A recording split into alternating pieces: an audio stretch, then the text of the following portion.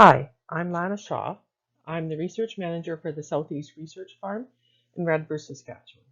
And I'm going to tell you about a 2019 trial we did for Adopt and Sask Oats that looked at the combination of growing peas and oats together to see if there's advantages versus growing them alone, which is the normal way of growing our crops.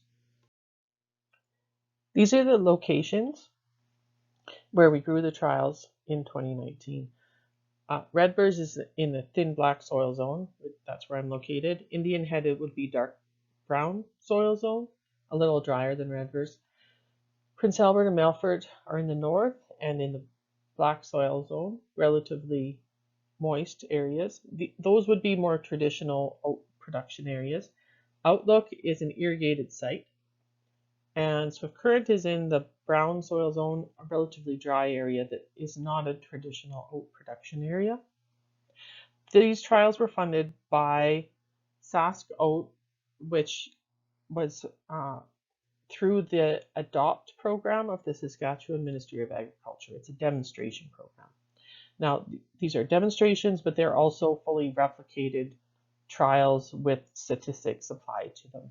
So it's a bit of a blurry line between research and demonstration. We had a replicated trial with 8 different treatments.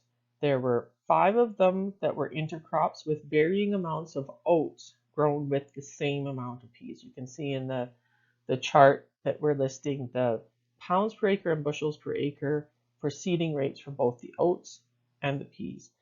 And I'm also listing the plants per square meter target that we were trying to reach with each of those combinations of seeding rates. The peas, we were targeting a monocrop rate, a normal rate at 80 plants per square meter. And we have peas that were hand weeded, and you can see that in the treatment list. One below it, we let the whatever weeds there were grow. And some of the sites were able to use MCPA, some of them used nothing. So we're checking to see what the competitive capabilities of the intercrops are for weeds, and then we also see how they do against each other. We collect data on plant heights, weeds, lodging, biomass, which is basically forage yield, also grain yield, land equivalency ratio, and the gross value of the crop.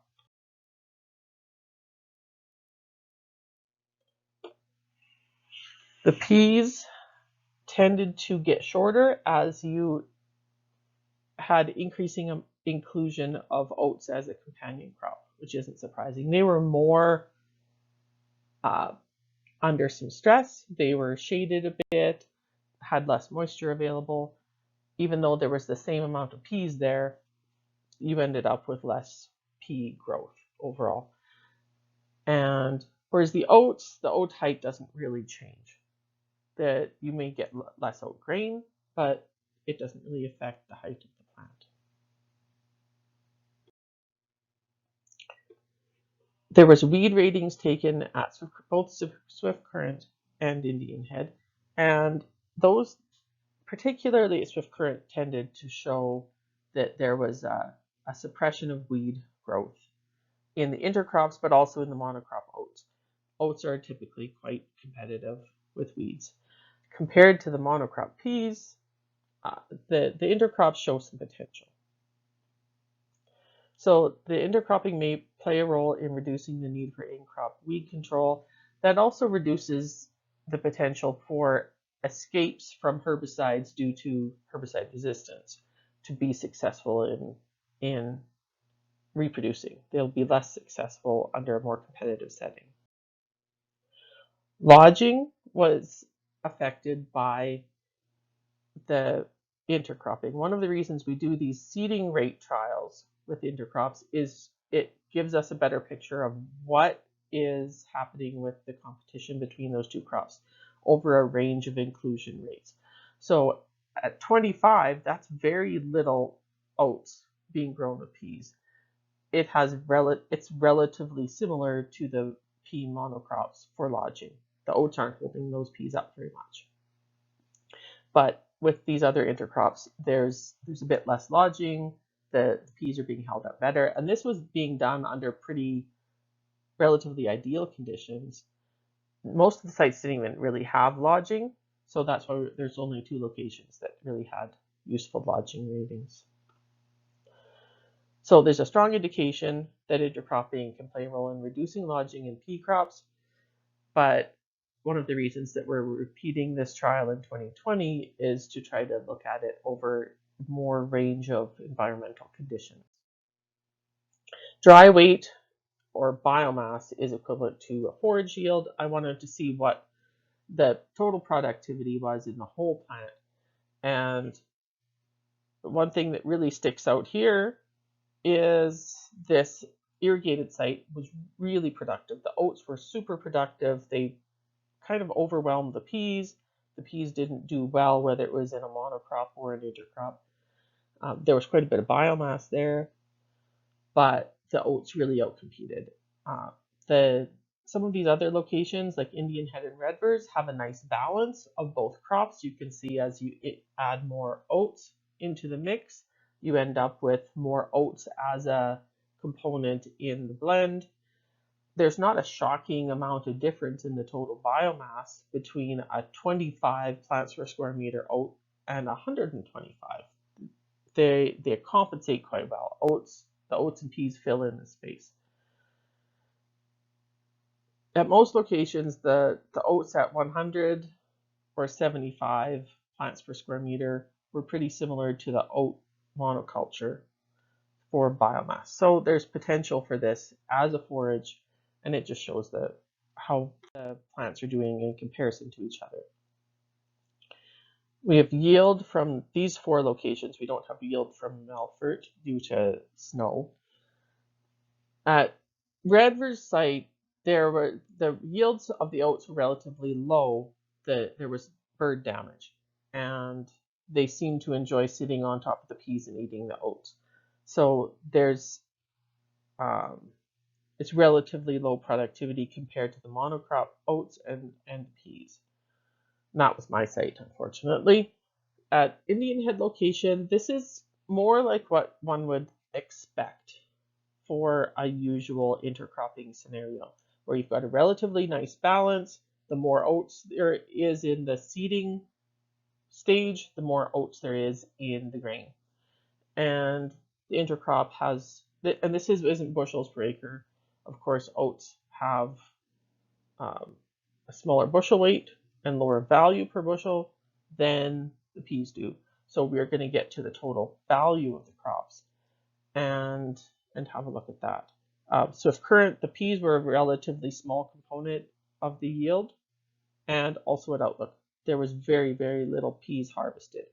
The grain yield for the monocrop peas in outlook were really poor due to lodging and disease, whereas some of these other locations had relatively good pea crops.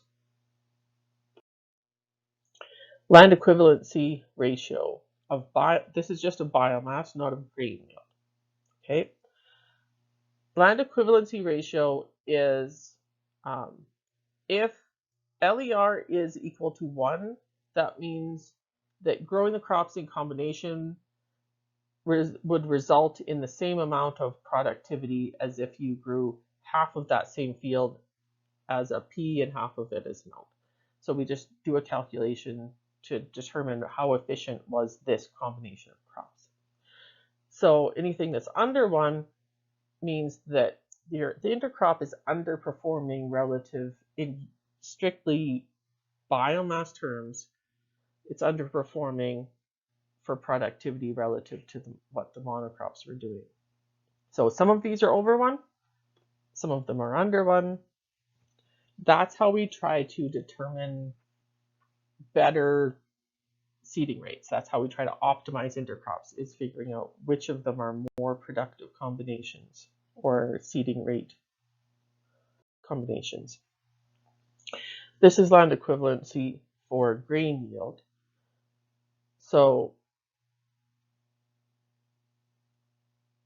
how we calculate that is the intercrop yield of peas divided by monocrop yield of peas added to the intercrop yield of oats divided by monocrop yield of oats. So you add those two together. So it might be 30% of a normal pea crop and 70% of a normal oat crop. You add 30 and 70% together and to get 100% for one.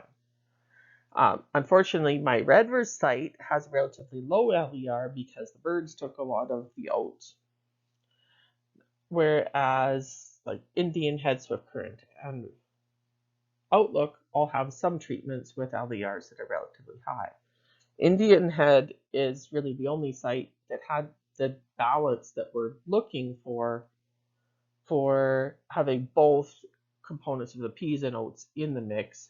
It's really not worthwhile trying to separate 3 bushels per acre of peas out of an oat crop because that's just a lot of work for not much value of the oats or not much value of the peas. Now, what really matters is the gross value of these crops. So in Canadian dollars per acre. We calculated that, and there's definitely some differences. The intercrops are performing, said in Indian Head, which is a more successful typical situation. Most of those crops were returning about $400 per acre. Now, I guess I'm specifying $7 per bushel for peas and $2.85 per bushel for oats as a kind of a long-term value expectation. So you have to adjust that for differences in value. So if Current is a drier site, it was overall lower yield. The intercrops were similar in productivity for gross value to some of the monocrops. At Redverse, a lot of my intercrops ended up being lower value, and I had quite successful pea monocrops. So we've also calculated what some of the costs for the intercrops were. The seed costs were higher because we were looking at, and I would have been calculating this for some of the higher inclusion rates of oats. Because we're seeding pretty much a full crop of peas, we're at a couple of bushels, plus the value of those oats, there's a higher seed cost, but the nitrogen fertilizer costs are lower than an oat monocrop. There's a separation cost, which I was estimating at $18 per acre, and that can really vary based on how much total volume of crop you have to separate. So if you have 150 bushels per acre to separate at 25 cents a bushel, that adds up a lot more. If you only have 60 bushels to separate at 25 cents per bushel, that's not overly high. The peas and oats, if you're just growing oats and peas for a regular commodity market, if the commodity prices are not historically high, the separation costs can eat up a lot of the profits in this. If it's possible to sell a mixed grain as a feed, that may be of interest to some people. It's just something to really be aware of, to try to keep those separation costs low and try to capture some value off of whatever your screenings are also. That can help pay for that separation cost if you have some use for the light oats, split peas, and weed seeds that you're going to be screening out of there. But I was estimating $9.50 higher costs for the intercrop. And that is not taking into account any differences in herbicides, insecticides, fungicides, pesticides, because the trial wasn't designed to test whether or not we would need those things.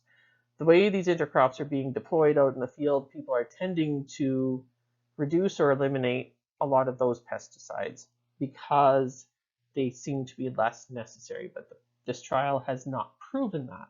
So that's an external thing. The gross value of the intercrops can be comparable to monocultures of peas and oats. How you define success for an intercrop depends on a lot of things besides just gross value, because it depends what your soil health goals are, it depends what you're trying to achieve for residue on the fields after harvest, and whether or not you're trying to reduce the amount of pesticides. So I just wanted to give you an idea of what to expect, and we've looked at a number of different locations. This trial's been repeated in 2020 at 3 additional locations. We also have an on-farm demonstration that went on in 2020. There were 13 sites that took their pea-oat intercrops to grain yield and had an oat monoculture for comparison. And we're going to look at the 2 years worth of data from that, plus those on-farm trials, to get a bigger picture of what kind of range can you expect to see for productivity. How do you prime these intercrops for your best success, for the best balance? I like to think that there's some synergies here, but there's a proportions of the balance of the two crops that will influence success. Most of these sites were put on relatively low nitrogen conditions. So if current and outlook were fairly high, that's something that to keep in mind if you want to do one of these pea-oat intercrops. If you're going high with the peas as a crop, don't put that on a really high nitrogen field or add a lot of nitrogen. Those peas are trying to produce nitrogen. They will share a little bit with the oats. The oats will mostly be getting along with what they can find in the soil. Oats are relatively good scavengers of nitrogen. If you put a lot of nitrogen on this, the general history with intercrops is that you're not really getting more profits by adding a lot of nitrogen. A little bit can help boost things sometimes, but adding a lot tends to just suppress the nitrogen fixing pulse crop that you're including in this. Okay, some key takeaways. The intercrop oats at those fairly high inclusion rates do seem to be performing nicely with the peas. So the situations where the oats were really overwhelming the peas was in where there was a lot of soil nitrogen available. And particularly that irrigated situation, it was actually previously in potatoes. There was a lot of nitrogen that was residual. There is a tendency to reduce lodging in the intercrops, so that's an advantage, particularly for areas that aren't natural pea production areas. Like there's parts of the southeast Saskatchewan and parts of Manitoba where pea production, if we get some heavy rains, those peas are not staying upright very well. They get diseased, they fall down, and this may be a way to bring peas more reliably into areas where they're not traditionally grown. So there's some positive functionality of the intercrop. The yellow flag here is to watch those separation costs. And you are missing a broad spectrum herbicides that you can use in this situation. It is quite competitive as a mix, but if you're concerned about adding a lot of weed seed to your weed seed bank by letting things just ride, then this may be something you don't want to do. The other option is if there's parts of the field or the whole field where there's too much weed escapes and it's just not tolerable, plan B is to put it in a bale. One of the nice things about this intercrop is it is good as a green feed, as an annual hay, basically. And that might not be plan A, but it's nice to have a plan B.